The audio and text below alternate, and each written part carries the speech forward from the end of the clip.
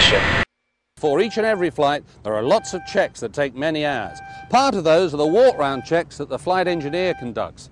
He comes out and checks all of the systems from the outside. Here's Concorde's distinctive nose and visor. We're checking all the vanes are in order. We're checking the pointed nose is not blocked. This is what streamlines Concorde and enables her to fly at twice the speed of sound. Further back towards the distinctive nose undercarriage, 32 feet behind the pilots, it's a real skill to learn how to steer the aircraft when you first start to fly her. Here we're looking at the nose wheel tyres, make sure they're in good condition. They're designed to have a skim of tyre and a skim of canvas, so they do look a little as if they've been worn away. That's perfectly normal. The main undercarriage leg and support, check the oleos for oil or for grease, no leaks. Onto the main wing, the supersonic double delta. This is a very clever shape. It looks simple on models, but designed to control the aerodynamics and make her beautifully fine to handle. Here we're looking at the anti-icing strips to make sure they're fully intact, looking at all the security of the panels, making sure the surface is smooth and streamlined.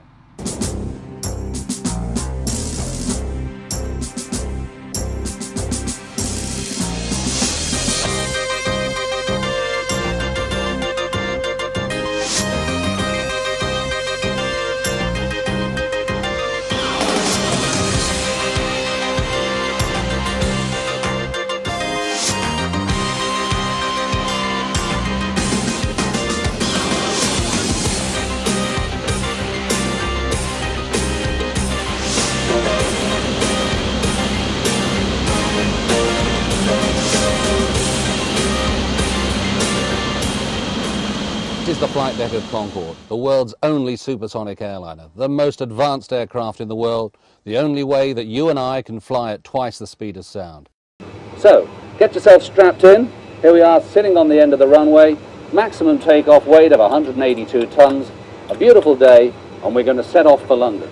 But first, the noise abatement procedure. So off come the brakes, 3, 2, 1, now.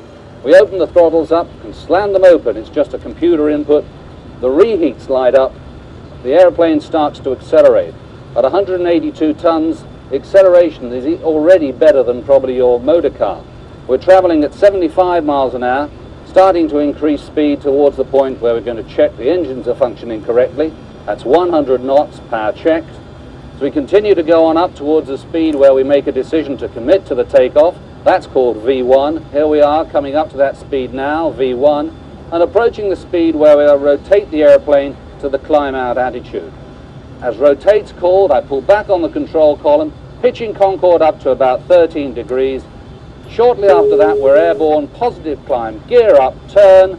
Departure from New York is spectacular, perhaps the most complicated procedure that any civil aircraft flies as a departure. That's because we want to be good neighbors in New York. New York is the busiest airport for Concorde, and we want to make sure that we're environmentally friendly. And to do that, just as soon as we're airborne, we turn out over Jamaica Bay, and we climb up to cross over the bridges there with our power cut back. Put a bit more power on, cross over the rockaways with the power back again, before we start accelerating out towards supersonic speeds. On 25 degrees of bank, you get an excellent view out of the left-hand side of the aircraft right here as we turn out to Jamaica Bay, sometimes seeing even the little fishing boats. Accelerating up to 250 knots as we approach the noise time. 3, 2, 1, noise, reduce the power and switch off the reheat. Cross over the bridge, and there we are, tiptoeing out of New York, being really friendly and good neighbors.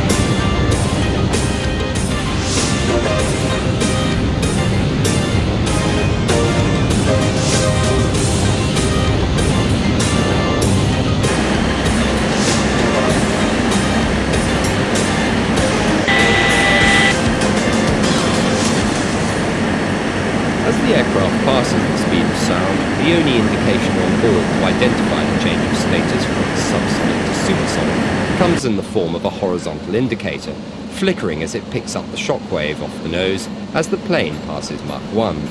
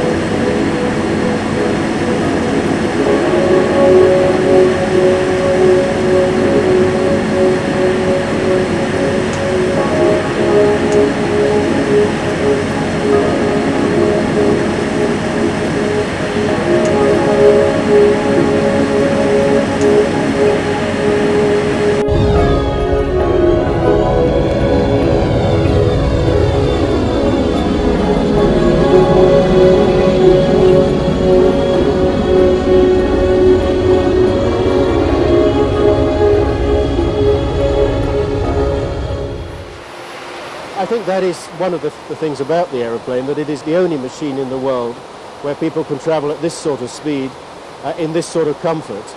If you travel in a fighter aeroplane at this speed, you'll be sitting in a pressure suit, breathing through an oxygen mask, whereas our passenger sitting back there, drinking champagne, flying at more than twice the speed of other airplanes, nearly 2.5 times the speed of other airplanes, considerably higher up than other airplanes.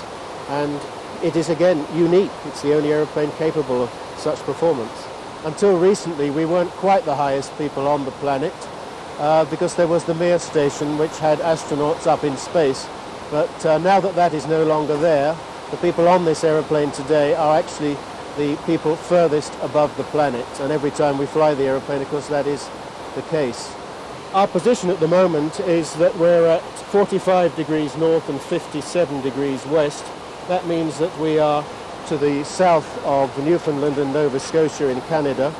We obviously choose a routing that keeps us over the sea because that means we can stay supersonic all the way to our final descent.